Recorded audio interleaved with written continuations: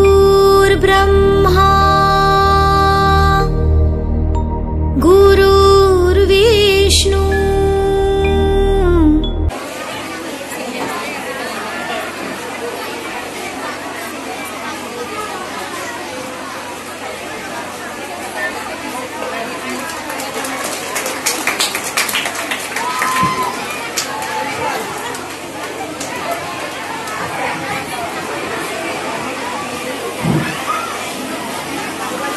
আজি সঁচাকৈ অভিভূত হৈছো অৱসৰৰ পিছত এনে এটা সুন্দৰ অনুষ্ঠান আমাৰ নতুন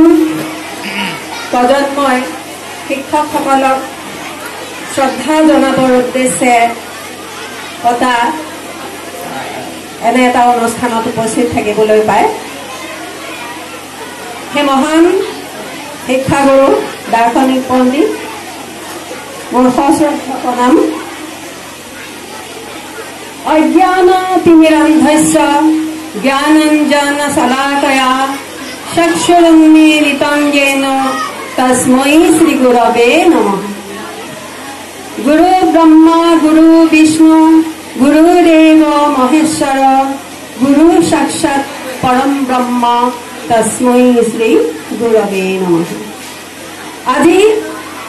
এই শিক্ষক দিৱস অনুষ্ঠানটি যিগৰাকী দাৰ্শনিক পণ্ডিতৰ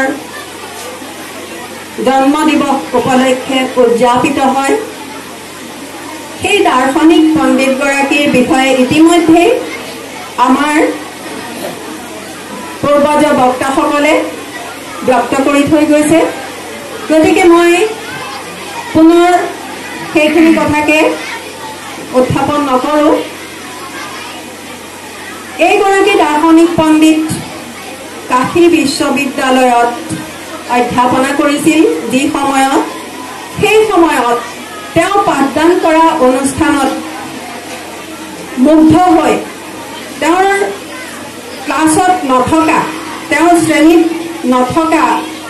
বাহিৰৰ যিসকল ছাত্ৰ সেইসকলেও আনকি তেওঁৰ ক্লাছৰ ওচৰত তেওঁৰ বক্তৃতা দিয়াৰ সময়ত আহি আঁতৰৰ পৰা শুনি আছিল ইমানেই তেওঁ মধুৰ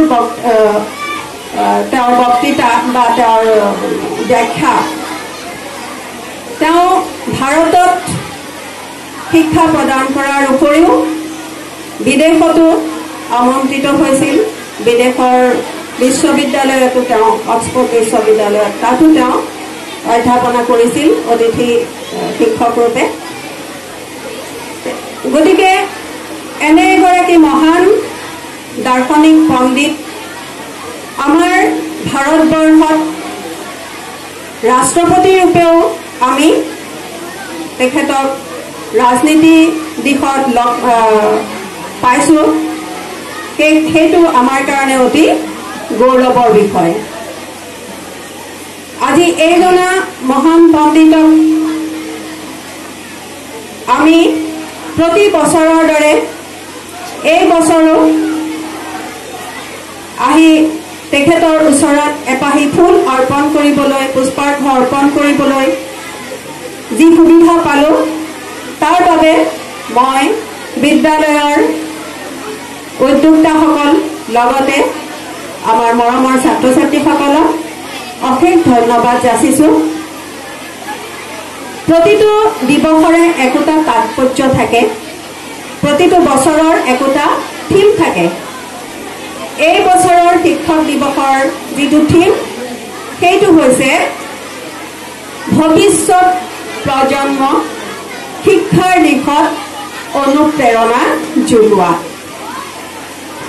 সঁচাকৈ ভাল লাগিছে আজি আমাৰ শিক্ষকসকলেও আমাৰ ছাত্ৰ ছাত্ৰীসকলৰ যি সুপ্ত প্ৰতিভা সেই প্ৰতিভাক বিকাশ কৰিবৰ কাৰণে অনুপ্ৰেৰিত কৰিছে আৰু আজি তেনে এটা প্ৰকাশ আমি ইয়াত দেখা পাইছোঁ কেৱল শিক্ষাৰ দিশতেই নহয় অন্যান্য বহু প্ৰতিভা আছে সেই প্ৰতিভাসমূহ যাতে বিকাশ কৰিব পাৰে আমাৰ শিক্ষকসকলে সেইখিনি মনোযোগ দিলে নিশ্চয় আমাৰ ছাত্ৰ ছাত্ৰীসকল ভৱিষ্যতত একোটা উজ্জ্বল তাৰকা হৈ জিলিকি হ'ব আমাৰ অগ্ৰজসকলৰ যি মহান পণ্ডিত দাৰ্শনিক পণ্ডিত